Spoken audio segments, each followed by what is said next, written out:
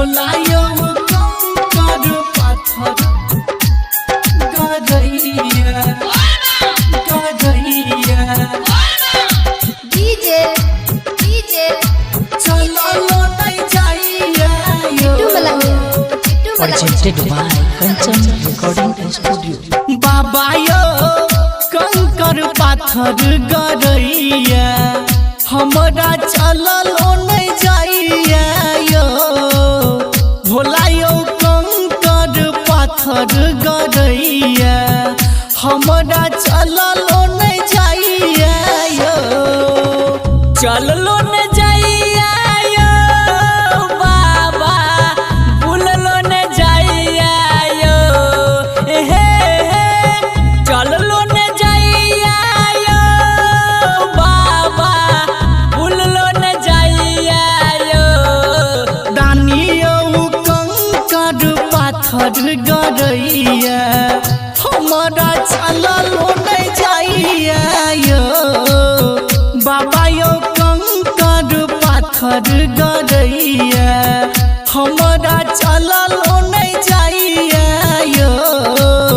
भोला यो कंकर पाथर गदैया हमरा चलो नहीं जाइया यो दानियो भोला यो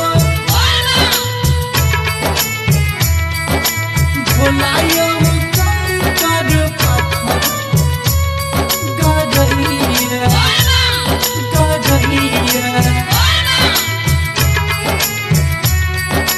चलो नहीं जाइया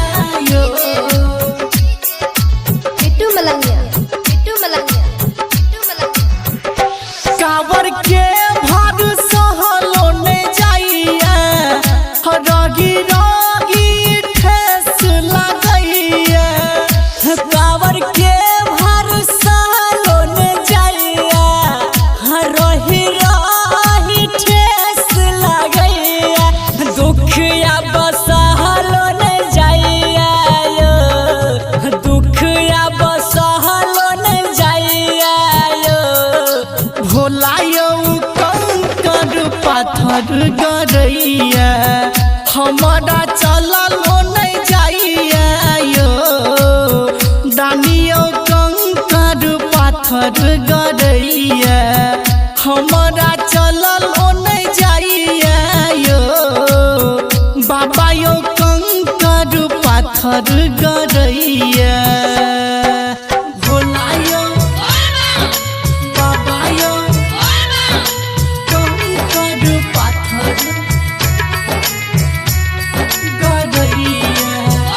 गदैया चलो नहीं जाइया डीजे चलो नहीं जाइया Kittu Malangia Presented by Kanchan Recording Studio। Raghav रहलिया कहानी कत सुतल छी भोलदानी राधे रहलिया कहानी कत सुतल छी भोलदानी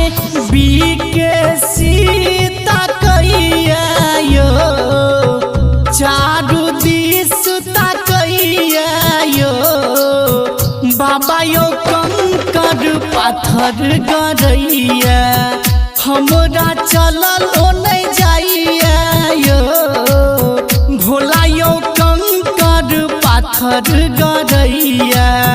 हमरा चलो नहीं जाइया यो दानियो कंकर पाथर